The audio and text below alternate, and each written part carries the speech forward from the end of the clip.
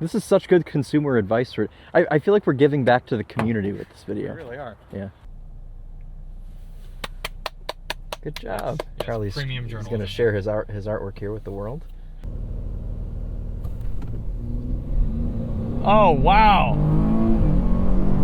Hey everybody, it's Charlie and Chris with Daily Motor, and look at us doing actual hard-working investigative journalism for all of your benefit. Today, we have the 2022 Ford Edge ST line and a 2023 Chevy Blazer RS. Big shout out to the Gene Buttman crew, specifically Stu King at Gene Buttman Cars here in Ypsilanti, Michigan.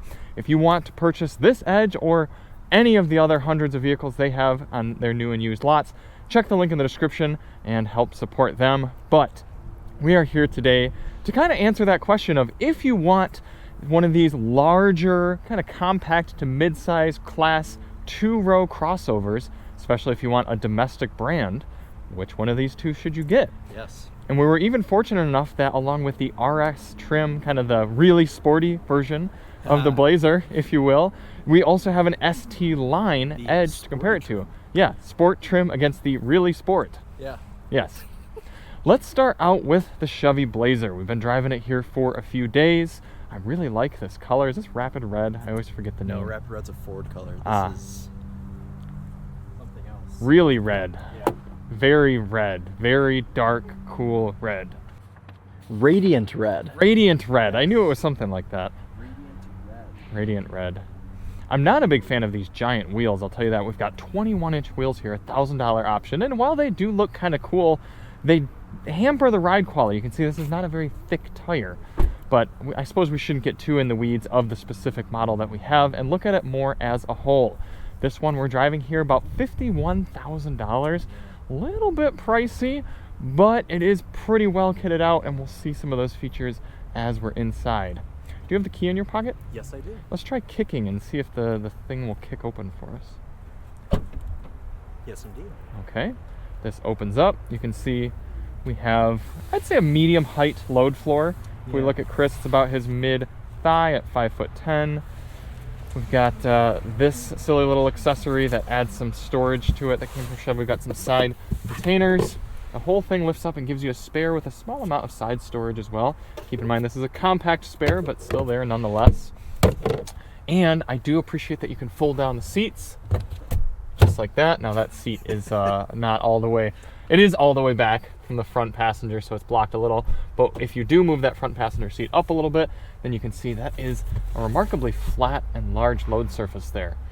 Like to see that. Other than that, power output, ability for cover, and some metal tie-down points.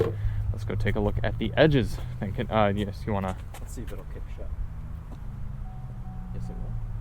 It seems cross about something. There we go. No, okay. This is the only, GM seems to do that the best, because I can never get it to work with any other cars that we have. Let's see if it'll work with the Edge. Do I have the key on me? I probably left it. No, I do. No, I don't. What is this key? It may not have that. Yeah, it may not, but that's still a thing. Okay. Okay. Well, it does at least have a power boot. Oh. This seems like a lower load surface. Oh, certainly. It's down by my knee. Yeah, so easier to get things in and out of, you know. We have an accessory mat. Ooh, but no spare. You can clearly see where you could option a spare. Yes. But instead you have an inflation kit and more storage. I was going to say a ton of storage under here, which, yeah, if you know me, I am a big fan of. Goes down some, actually probably a little bit more usable cubbies on the side. Oh, and Charlie. Ooh, that's aggressive. That is very aggressive. Not a perfectly flat load surface.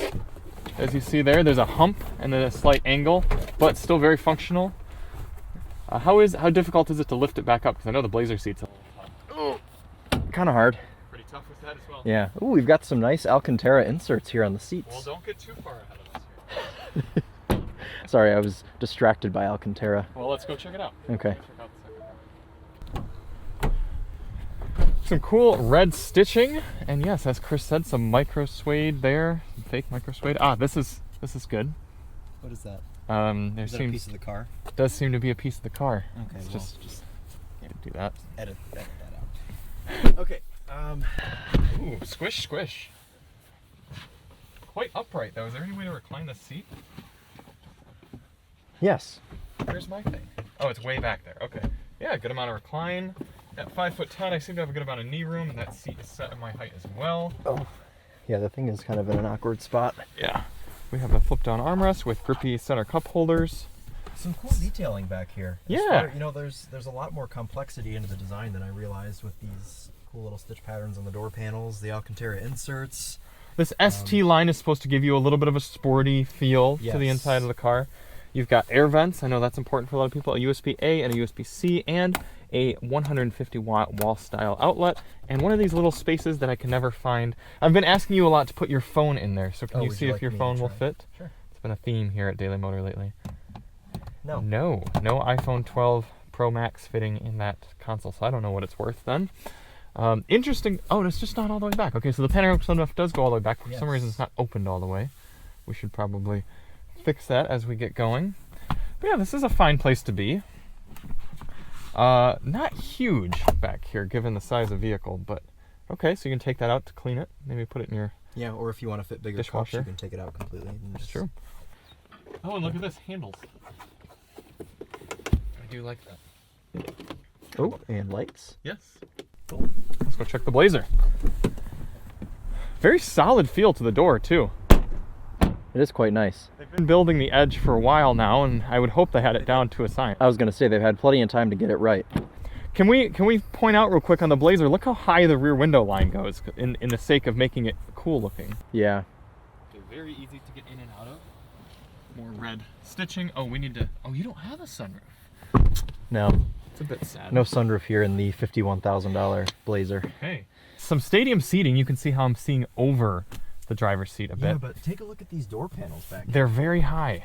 And bland. Yeah, you're right. And you are a door panel enthusiast. I am, and we don't seem to have anything more back here than we do in the Edge. No, these are a little bit higher, so that's subtle. I feel like I've got more knee room, I think. Also grippy. Can't take them out too. Oh, actually, yes, you can. You'd have to really work at it. I don't feel like doing that. Also 60/40 split fold seats. Some reclination. It feels airier in the Edge. It does feel a bit airy. Well, the panoramic sunroof goes a long way. That's true, yeah. We're sitting a bit higher in this car, so that gives us the stadium seating. I think I would give the cargo area to the Edge because of the lower load surface. Right. Although I do appreciate the very flat seat folded surface here in the Blazer. Yes. Back seat, it does feel a little bit nicer to be in the Ford. Yeah, I think we give that to the Edge. But I think if I had a car seat, I might prefer this. Like if I was trying to get a baby car seat in, because babies don't care much about door panels. That's true, they don't. Or Alcantara. In fact, it would probably just dirty the Alcantara with their Cheerios and juice box goop. Mm. Let's see how wide the doors open. This seems to be nearly a 90-degree opening. Pretty large here. We need to be in the mind of the Topher with his child. This is such good consumer advice. I feel like we're giving back to the community with this video. We really are. Yeah. This is also quite wide. It seems like a slightly smaller opening, but probably still pretty decent to get in there. So it's a lower seat. It's definitely lower. Yeah. That probably helps with the airiness as you described. How about places to put things? You can't put anything here. No. You can put something there. The Blazer. You can put a thing here at least. That's true. But still not really anything there. Yeah. What, do they just think that people don't have things when they sit in the second row? I guess. All right. To the driver's seat. Pop this open. And this RS trim, a lot more black accents, kind of a piano black on the side. For seat adjustments, looks like we got 10-way, 2-way lumbar. All right. I do like these red accents in the Blazer. Lots of red accents and lots of inspired design from the Camaro. Yes, this is really trying to be a Camaro. So far, we've appreciated a good amount of the interior materials of the Blazer, although we mentioned in our intro review that the turn signal stalk is too far up. Yes, it is. Yeah. It's too far away. You've got a real shifter here, which you appreciate, and I couldn't really care less. I do like the real shifter, and it says RS on it. Ah, really sporty. Yes. Wireless charger here in the middle, below your vents. moderate size. You do have a Type A and a Type C in there. Yep. Does come out so you can clean The them. glove box is operated by an button. Yes. All right. And to adjust your heat and cooling, you twist that whole thing, which I've always been a fan of. I think it's just cool for cars to have a unique thing about them. Yeah. And this isn't totally unique because it took it from the Camaro, but Yeah. it's In the it's SUV unique. segment. Yes, in the Yeah. SUV segment, it's quite unique. Visor test. Does it And it extend doesn't a lot? quite No, cover the okay. entire window. All right. We do have. Ooh, this is a thing for me. No handle for the driver. Oh, but I have one over here. Yeah, it's a passenger privilege. Let's fire this up real quick and take a look at the tech suite. As you can see, a screen pops up here because we do have a camera rear view mirror, which you'll find pretty handy if your back seat's loaded up with individuals and you want to be able to see out the back. Or if you're pulling a trailer. That too, which a lot of Blazer people do. Look at this screen. Very, very high resolution. You bring up the map as it wakes up here. Of course, Charlie has his side on high. Yes, because I like to be warm. He's an enthusiast of being warm. Oh yeah, we do have navigation. Okay, here. Yes, I accept all of them. It's letting me leave or go back. That's not confusing. Oh, okay. accept and continue. There we go. Continue. Okay. So there's your We had that navigation. in this car. I didn't think we did it. I guess we had to be static to set it up. We're one of the first drivers of this. And then you can also see with wireless Apple CarPlay. Very nice resolution there as well. Taking up a good amount of the screen. Looks very crisp. Refresh rate's okay, but very responsive to your finger. It's nice to see that. Chris is listening to some Gen Z music that is in acronym. So I appreciate this orientation, and I appreciate these physical controls as well. A nice volume knob. This is an option on this car, but it's a very high definition camera. I mean, look at that. You are seeing blades of grass in there, and the 360 view, which is very nice. If you were to tow something, you could look right down at your trailer. A lot of cool features with that. You can even see the exhaust. That's how high quality it is. Yeah, and very good refresh rate. Very, very nice screen. And physical controls for climate, as we mentioned. Yeah. Okay, let's head on over to the Edge A. Decent ergos for where all the handles are as well.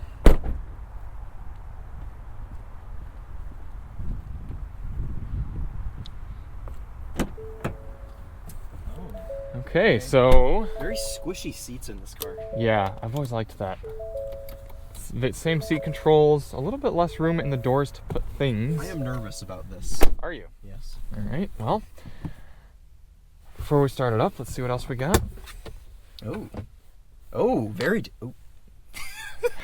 What do we have to kiss now? Very deep. Very deep center indeed. console. No USB ports in it though. Yes, but you do have. It's also wet. It is wet. It's going to be You do have a moldy. 12 volt down here, and you also have two USB ports right here, USB A and USB C. Yes. Easy way to turn off your auto start stop right there.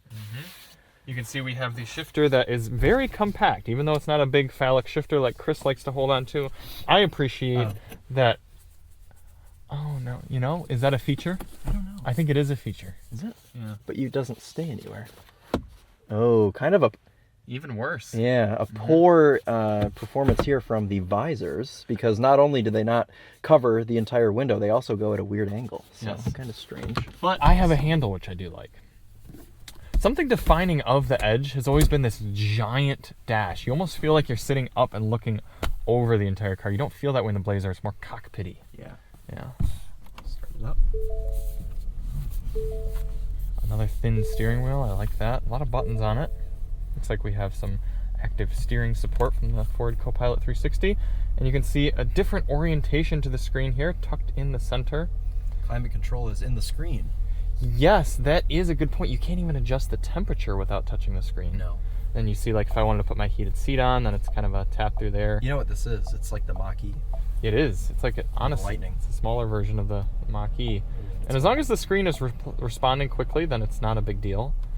But it is something to get used to. And I will point out, if you're just driving along, you want to just make a quick adjustment, it's harder to do that with a touch screen. Mm-hmm. I've never been a big fan of this screen setup just because it's a lot of information thrown at you at once, and it's not a very intuitive way to go about it. Oh, but you can draw in this car. I forgot that. Let's see if anyone has saved. Oh, it's very sad. No one's saved anything for us. Let's do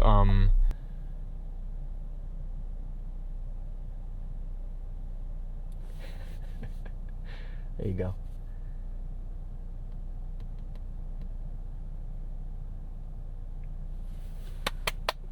Good job. Yes, Charlie's premium he's journalism. going to share his artwork here with the world. How do we save that? Do we just leave? I think you have to, yeah. Oh, wait, hold on. Oh, you can make it bigger. slightly larger.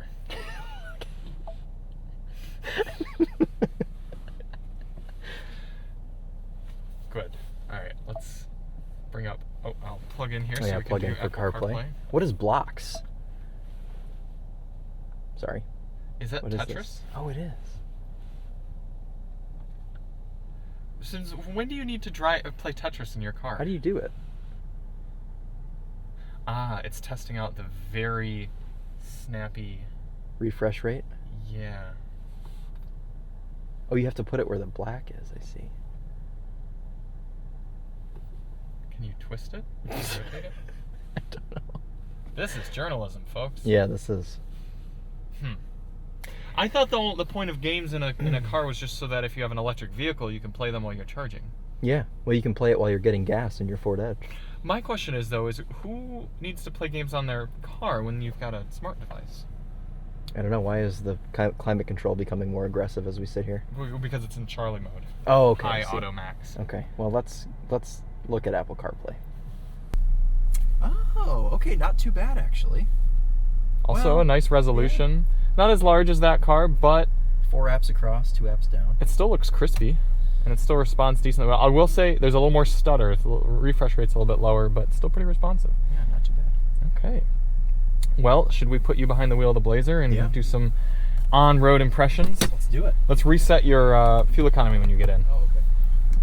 In the Edge, I simply rotate that. Very satisfying click into place, and I am in drive.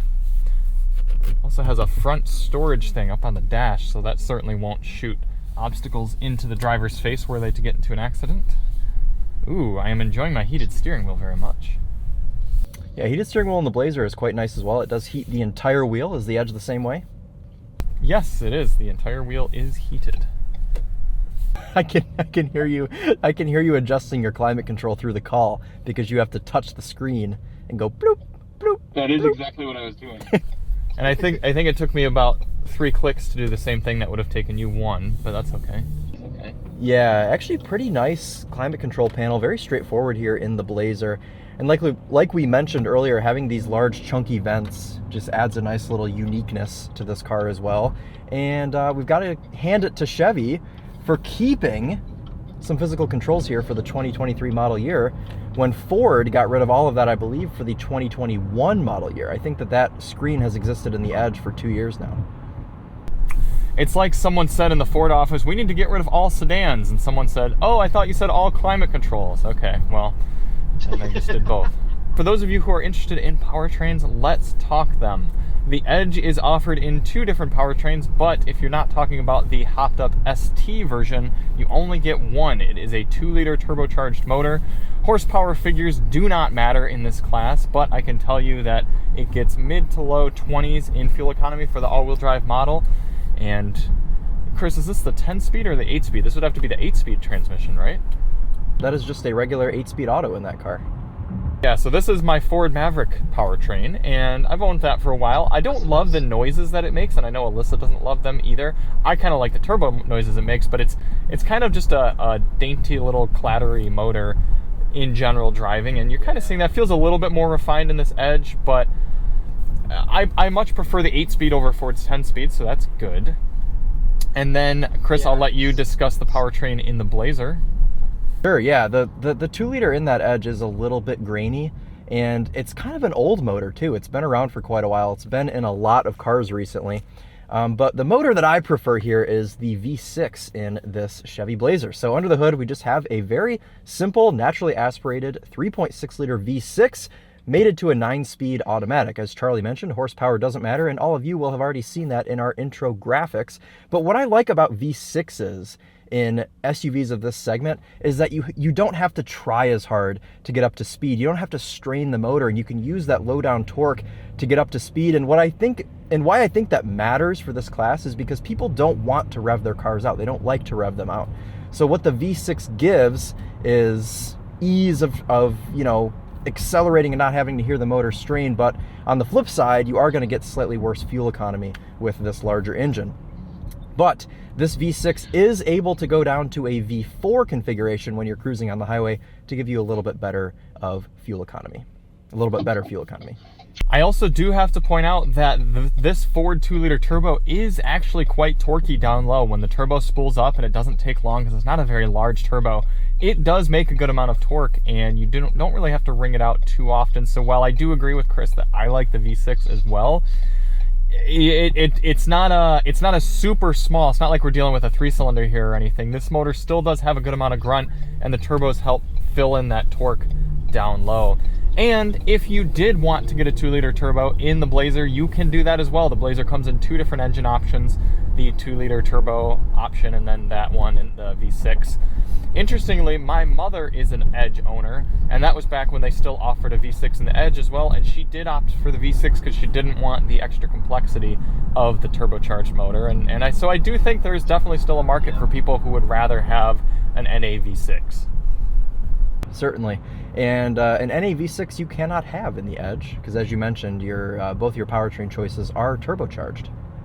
Yes, even if you step up to the high-performance ST version, you're still getting a turbocharged motor. It's 6 cylinders, 2.7 liter, not nearly the same characteristic as that really tried and true 3.6 in the Chevy. They've been using that in probably even more products than Ford's been using this 2-liter turbo throughout decades over at GM. Yes. No. We should give Ford some credit because they do offer a higher horsepower engine choice in the Edge. You can have the 2.7 liter EcoBoost V6, whereas you can't have a high performance engine here in the Blazer, which to us doesn't really matter because we're not interested in high performance variants of cars in this segment. But if you are somebody that is, Ford has you covered there with the ST. Interestingly enough, Chevy is actually coming out with an SS version of the Blazer in a few years, but it'll be all electric. Yes, that's right. And Ford is planning on killing the Edge. So if you're watching this video, it may be your last chance to buy a brand new Ford Edge before they get rid of it and probably replace it with something similar to what Chevy's doing with this Blazer EV. I don't think that's actually been announced by Ford, though, to kill this. Is it? I don't know that it's been announced, but we can see right through Ford, and we know that they're probably going to kill the Edge because they haven't done anything to it in the past, 10 years? It's been the same car for 10 years. Well, 8 years probably. Yeah. 2015, so yeah, eight model years. Gotcha. All right, so yeah, a very straightforward instrument cluster up here. If you've been in older Fords, you're going to be very familiar with it.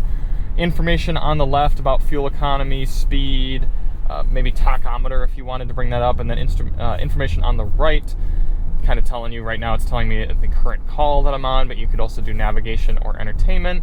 Pretty straightforward. I like having just the controls on the left side of the wheel to control the left side of the screen, and right side of the wheel to control the right side of the screen. Cruise control, everything right here, and then some of your audio controls on the right side. Really doesn't get too much easier than that. In terms of the screen usability, if I lean back in my chair, I can't quite reach the screen, so I do have to lean forward a bit, but it is all right there. So, yeah, it's looking a little dated, but admittedly, it's not too hard to use. Do you wish that you had a horizontal screen in there instead of a vertical screen?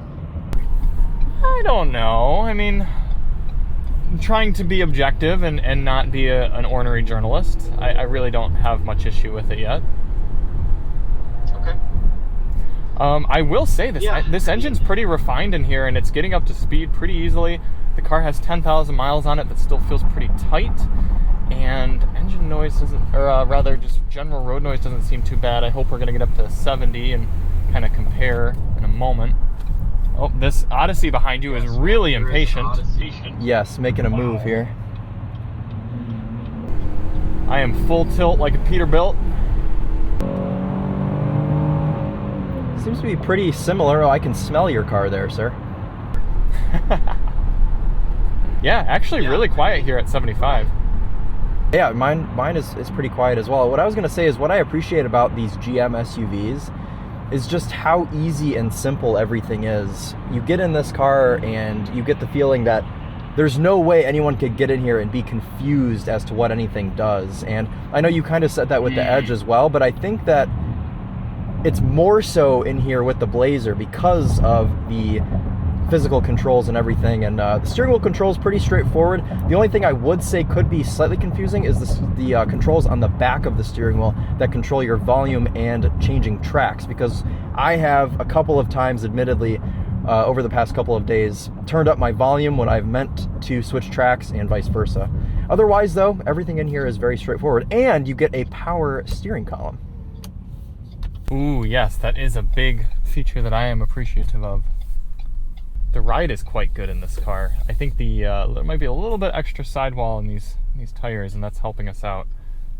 Quick into park, parking brake right there, if you were someone who uses that type of thing regularly. Physical shifter here in the Blazer. Parking brake is to the left of the steering wheel, but for Charlie's sake, we won't set it.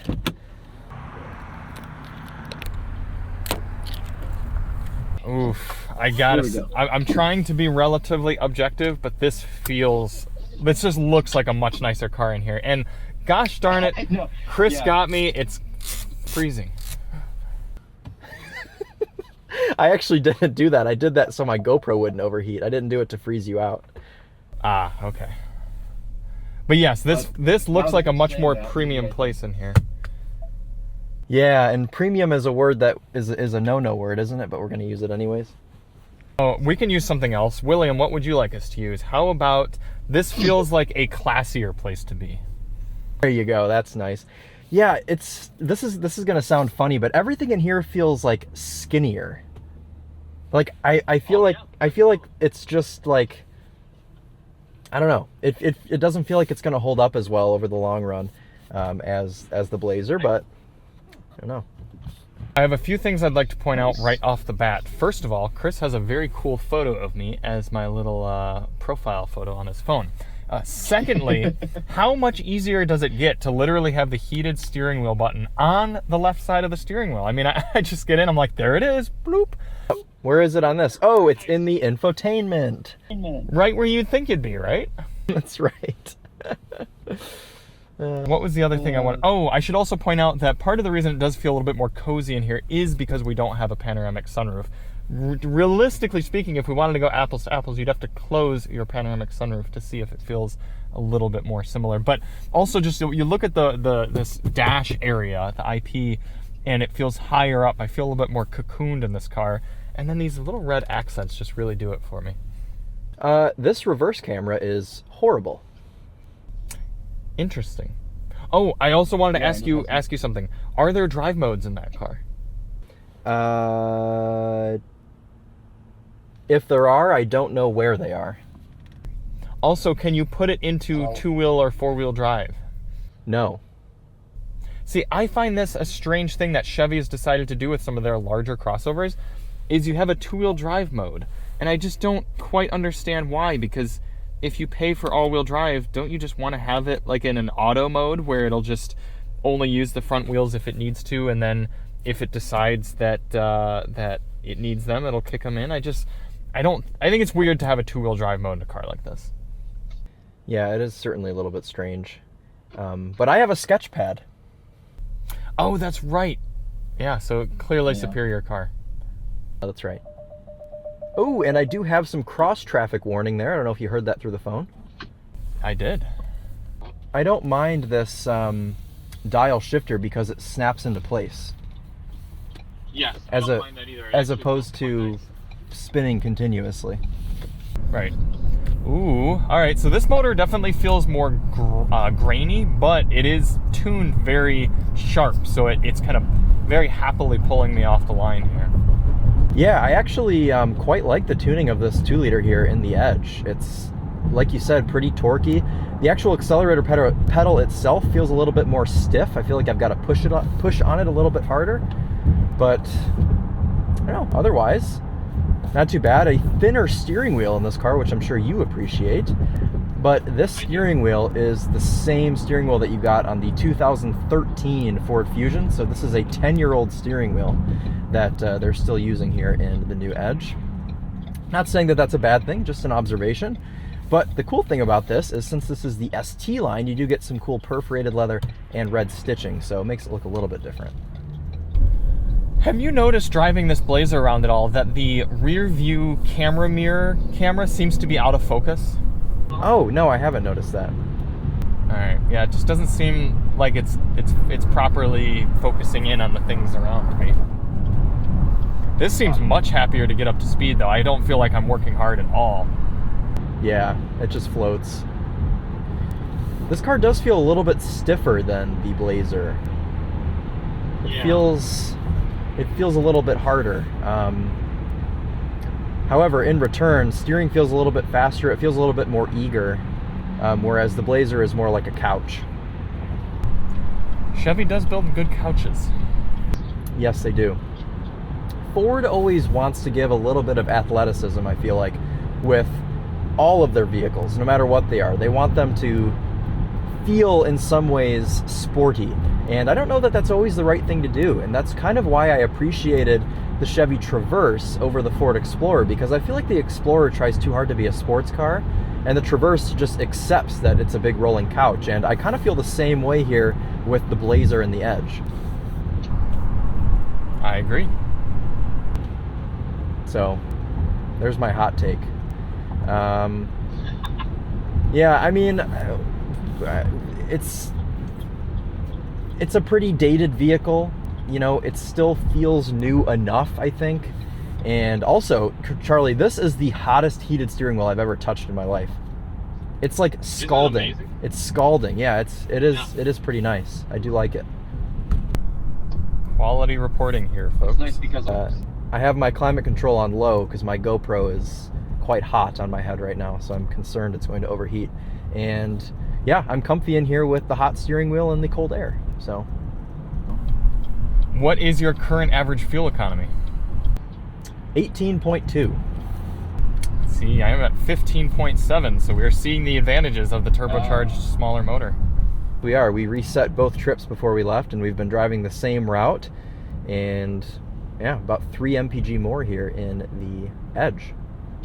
Yeah, I guess the Edge has the edge in fuel economy.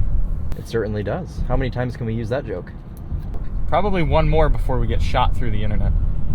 Ah, okay. I don't like the piece of black plastic on the back of the Blazer. I think it looks stupid. Yes, I think you're probably right about that.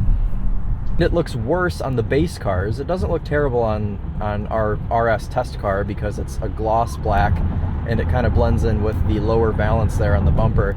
But on the base model cars, it's just unpainted matte black, and I think it looks terrible. It makes it look like someone's running around with one of those parking safety covers that you put on your street when you park in downtown Chicago or New York City.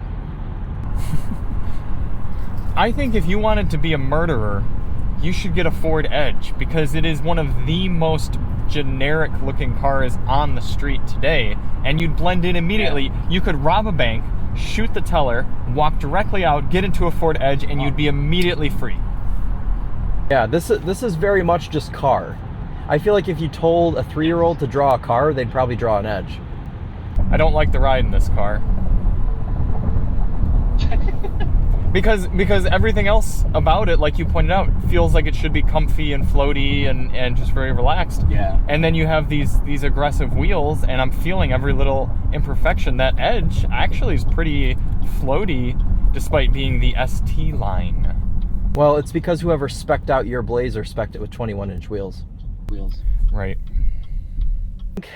I think this is... Ford has... They're at their limit with adding new touches to this generation Edge, and if we're going to see anything else and have this be an actual competitor in this segment, it's going to need to be completely refreshed and just totally new. The thing that makes me disappointed is I know that if they do come out with a new Edge, it's going to be just like you said. They're going to try to make it too sporty rather than making it just a good, easy to drive, comfortable vehicle that you want to spend time in. And we're going to see those sort of things that are just not good. Yes. Yeah, so this will be the end of the Edge as we know it. And I'll be curious to see what Ford does. I kind of thought maybe they were kind of just going to slot the Mach-E in and maybe come out with some lower trim levels of the Mach-E to make up for the Edge, but I think that they're actually going to come out with something completely separate. So we'll see. They should have a Ford Mustang Mach-E Active X where they lift it up by an inch and throw some plastic cladding on there.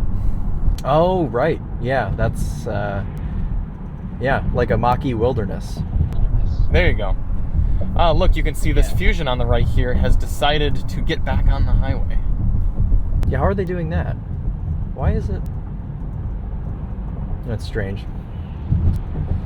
Oh, good. We can race. Yes, consumer advice. I think that the Blazer's probably going to have it here. Make sure you're in sport mode. Oh, yes. Auto stop start is off.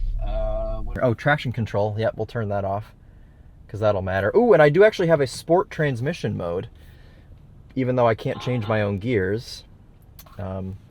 So yeah. We need a brake torque while we're watching the left turn signal right there on the left, because that's going to be the last light turn before us. And then the moment the light turns green, hit it. And I don't have a lot of lanes, so we need to decide a winner pretty quick. This is going to be the most exciting drag race on YouTube. This is going to be the most exciting driving that these two vehicles will ever experience in their lives. That's true, yeah.